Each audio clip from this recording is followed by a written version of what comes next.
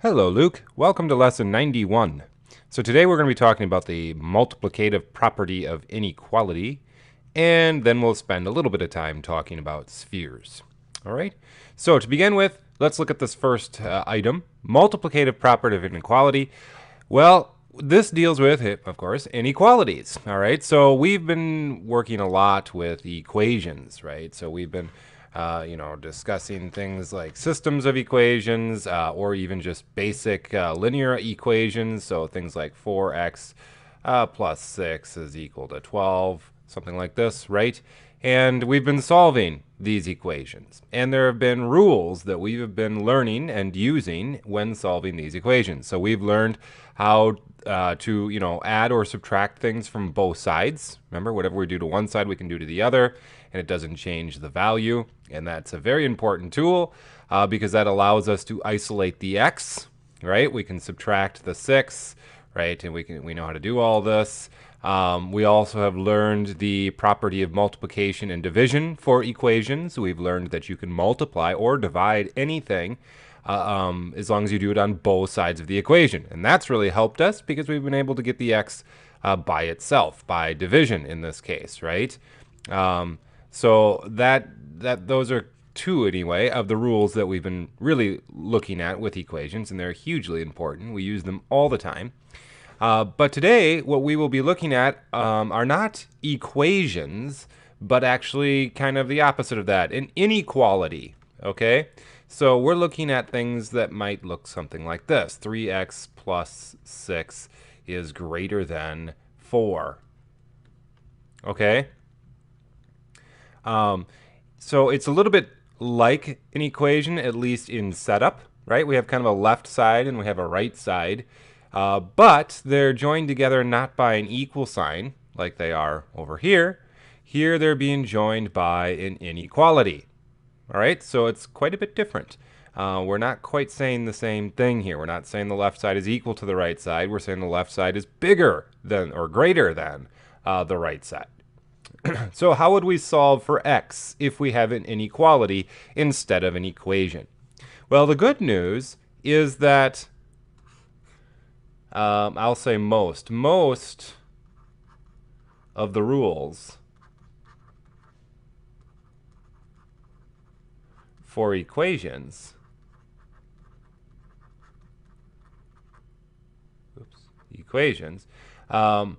also apply to inequalities. All right. So without going into any of the proofs, I can just basically state that when we're dealing with inequalities, most of the things that we do with equations also will apply. So for example, in this inequality, one first step might be to try to move the 6 over to the other side, right? Get rid of the 6 on this side, try to get the x by itself, the x term. And so if this was an equation, we would subtract 6 from this side and subtract 6 from this side, right? This is an inequality, but that rule still applies. All right, so that rule still applies for inequalities. We can still do that. Not a problem. Okay, so we can subtract these out. We're going to end up with 3x. We keep that inequality sign. Greater than negative 6 and 4 is going to be a negative 2. Okay. And then our next thing that we would want to do is maybe to divide this 3 out, right? Very similar to our last problem. We're using the same rules. And the answer is yes, you can divide this 3 out from both sides. There is one note, though, on this. If we are dividing or if we are multiplying both sides of the equations, or both sides of the inequality by something, that's fine so long as the number that we're using is a positive number, okay? So if we're dividing by a positive number, if we are multiplying by a positive number, we are A-okay. The difficulty arises when we multiply or divide by a negative number. And when that happens, that is the one exception to this statement over here. That's why I said most. Because if we use a negative number and we multiply or divide it by both sides, then problems arise, and we need to kind of take some extra steps to make it work. Okay, but for the moment, this is a positive 3, so therefore we don't have an issue here. We can divide this out by a positive 3, no problem. All right, so we end up with x is greater than a negative 2/3. Okay, and again, basically, what does that mean? It means that if we have our number line, and we have our 0 here, our -1 here, negative 2/3 is going to fall somewhere right in here. Okay, there's our negative 2/3. X is greater than negative 2/3. So it's not equal to, so we use a hollow circle. It's greater than a negative 2/3, so it's going this direction. So that means you can pick any point on this orange line here, any one of these points, whatever these are. Maybe this is, maybe this is a 4, or maybe this is a 6, who knows, right? But whatever point we want to pick, we can pick it, and that will satisfy this inequality. That'll be a solution to this inequality. So let's say I chose a 4, okay? If I plug a 4 in here, I'd have 3 times 4 is 12, plus 6 is 18, all right? And actually, I should have put greater than here, maybe. Is that greater than 4? Yes. 18 is greater than 4. And that would be true with any choice that I make on this orange line. If I make a choice lower than this line right here, which is the negative 2/3 line, something smaller than, or if it's equal to 2/3, I could even choose negative 2/3, and this inequality would not be true. Okay, so that's, again, what we're kind of showing here. We're showing the solution to this inequality. All right? Okay, so now let's try a couple here. Let's try this one, and basically we're going to focus on the problem areas. So like I just said, pretty much all of the rules for equations carry over to inequalities, except for that negative division and negative multiplication rule. Okay, and maybe I'll just kind of state that off to the side here. What do we do if we have a negative division or negative multiplication? So the rule is, when multiplying or dividing an inequality by a negative number, reverse the inequality sign. Okay, this is the workaround for that negative problem. Okay, so looking at this equation, let's just step through it and it'll make more sense. I have negative x is greater than or equal to a 2. Now, often with these inequalities, they'll tell you what the acceptable domain is for x. So the domain here is all real numbers. All right, so practically speaking, this doesn't really matter to us too much. It just means that if we were to diagram this, or excuse me, not diagram, graph it, at the end, we would say, okay, this is our starting point, and it's, all real numbers means we can use a solid line, right? That means anything on this line would be an acceptable solution. If this were to say integers, well, then we would actually have to, draw, our beginning point. Maybe it's a hollow circle, but then we'd have to, draw solid circles on each one of our integers, because that's the acceptable domain. I could not select a solution somewhere between the integers, like right here, because that would not fall on an integer. And if this said integers, well, then that would mean the only acceptable solutions are integers. So we would have to actually, draw this dot on every integer showing that the integers are the solution. Okay? But if it's real numbers, then it's just, a line. It's everything on that line would be an acceptable solution. All right? So just as kind of an FYI, that's why they give you that domain there. All right, so let's go ahead and solve this. So we have negative x is greater or equal to 2. Now, again, thinking of this in terms of, if this was an equation, what would we do? Well, we'd want to get the x all by itself with a positive sign. So we'd want to divide out the -1, or divide out the negative, right? But this is a problem when we have an inequality. Why? Because we're dividing by a negative number, right? And what have we been saying? Negative numbers, when we divide or multiply, are an issue with inequalities. So if we're going to divide both sides by -1, there's an extra step that we need to take. And what is it? We need to reverse the inequality sign. Okay, so right now it's showing that the x is greater than or equal to 2. We're going to reverse that, and we're going to make this left side less than or equal to. All right, you see the reverse here. All I did was flip the little sideways caret here. All right, so now we'd have negative 1x divided by negative 1 is just going to be an x, and this, of course, will be negative 2. All right, this is correct. This is appropriate. All right, so drill this into your head. Make sure that this is in your notebook, because they will throw these problems at you, and you need to recognize right away that, okay, oops, I'm dividing by a negative number. I need to reverse the inequality sign, which is a step, obviously, that you do not need to do in equations. But in inequalities, you do have to do that. If this was a positive number that we're dividing things by, remember then it's not a problem. We're A-okay. No issue. All right? It's only with negative numbers that we have to do this. Okay, so here is our solution. Plain and simple. Now, again, if we were to graph that, we would say x is less than or equal to a negative 2. So here's our negative 2 on our graph, okay? X is less than that, but it could also be equal to that. So it's going to be a solid dot, right? And because this is real numbers, it's going to be every integer, but also everything in between the integers. So this will go on forever in this direction because x is less than. All right, so anything over here, you pick it, it doesn't matter, would be a solution to this inequality. Okay? All right, let's try another one. So here we have just a little bit more complicated inequality. Why don't you pause the video, try this one on your own, and then we'll do it together. All right, so let's see how you did. We'll work this just like we would an equation. So we'll start by moving the 4 over to the other side. Let's get the x term by itself. And we end up with a negative x is less than or equal to a 2. And then we just divide by a negative 1, right? And a little alarm bell should go off here. Negative 1, it's a negative number. We have to reverse the inequality first. And then we're going to end up with x is equal to, or excuse me, not equal, is greater than or equal to a negative 2. There it is. All right. So again, this is the same solution. Yeah. Well, it's the opposite. So now we're at x is greater than or equal to a negative 2.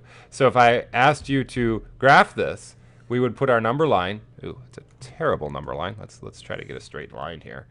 So there we go. There's our number line. And maybe this is 0. Okay. And then we have x is greater than or equal to negative 2. So here's our negative 2 right here. Okay. Negative 1 is maybe here. All right, now x is greater than or equal to a negative 2. So this is going to be a solid dot because it could be equal to that. Now it's also going to be greater than that. So it's going to be this direction to the right of that dot. However, this is where we need to pay attention to our domain. Our domain is integers. So the solution then is not a line with an arrow on the end of it, because that would indicate all the real numbers. We need to just indicate the integers. And the integers would be things like negative 1, 0. And then we could say 1, 2, 3, 4, and so on and so forth, right? So maybe I would just kind of shorten this line so I don't have to write more. Just throw an indicator on the end of this to show that the line goes on forever, and our dots would indicate that the dots then are what we're using as the solution. So they're going to go on forever on all of the integers. Okay, so there we go. That is how that would work. Hopefully you got that. Let's try another one. So go ahead and pause the video, try this one on your own, and then we'll do it together. All right, so same process here. No difference. We're just making the equations maybe a little bit more complex. So we start by subtracting the 4, right? Get the x term by itself. We're just treating this as if it were an equation. And then we're going to divide by negative 3. And then alarm bells should go off. And we should recognize that, okay, we're dividing by negative number. Therefore, we have to switch the inequality. And we end up with x 9 divided by negative 3 is a negative 3. So we end up with x is greater than or equal to a negative 3. And again, let's just try to graph this quickly. So here's our negative 3. X is greater or equal to a negative 3. It could be equal. Or it's greater than. So we're going to be going to the right. This domain is reals, so it's just going to be a solid line going forever in that direction. All right? Excellent. That's it. Inequalities. Not very complicated at all. There's just one rule, and that's the negative rule that you need to remember. All right? Very good. Now let's talk about spheres. And we're not going to spend a lot of time on this. It's just basically an introduction to a couple of formulas. Okay, that's really all I'm going to ask of you. So, sphere, what is it? Well, it's basically a three-dimensional globe, right? It's a three-dimensional object, kind of a circular object, right? It's a ball, essentially. Okay, so when we think about a sphere, the important measurement for a sphere is the radius. Okay, and the radius would be the measurement from the center of the sphere to the outer edge. That would be the radius, which is kind of intuitive when you think of radiuses, or radii, okay? All right, so how do you find the volume? Well, you're going to have a formula. So in your notebook, write this formula down.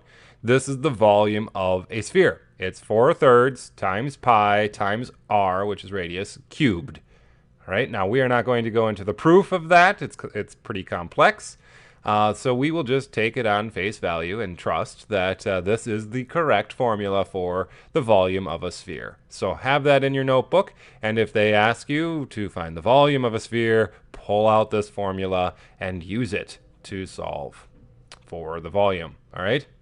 How about surface area? Well, just another formula. All right? The surface area of a sphere is 4 times pi times r squared.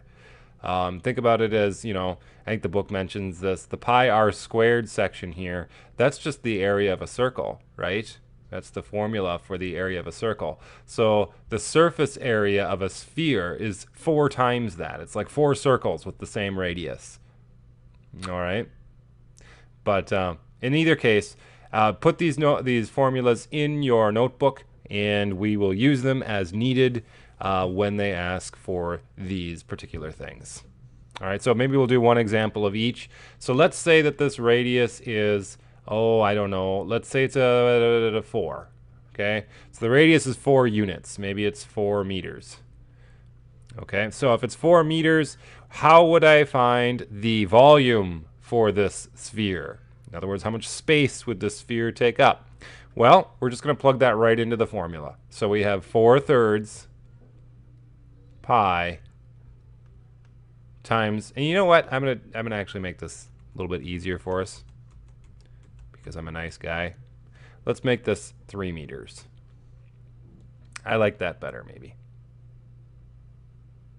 Yeah, I think I like that better. So we'll go 4/3 pi times the radius cubed, which would be 3 cubed. Okay, what's that going to equal? Well, that'll equal 4/3 times pi. 3 cubed is 3 times 3 times 3, which is 27. Okay, now since this is all multiplication, I can multiply it in any order I so choose. And I could recognize that this 3 could cross cancel with the 27 9 times, right? And we'd end up with 36 pi. Now I could multiply that 36 pi out. That's fine, or just leave it the way it is. This is actually the more accurate answer, but practically it doesn't make a whole lot of sense, right? Because we don't really know what 36 pi really looks like. So you could multiply this by your maybe 3.14 to get an estimate, and this is approximately equal to 113.04 meters. And I should have put that here, meters cubed. Meters cubed. All right, pretty big sphere. Lot of volume there. All right, so then let's talk surface area. So surface area, if we wanted to find, again, surface area, think about what that is. If we had to wrap this in wrapping paper, essentially, how much wrapping paper would we need to wrap this sphere? we take 4 times pi r squared. So it's just 4 times pi. R is 3 squared.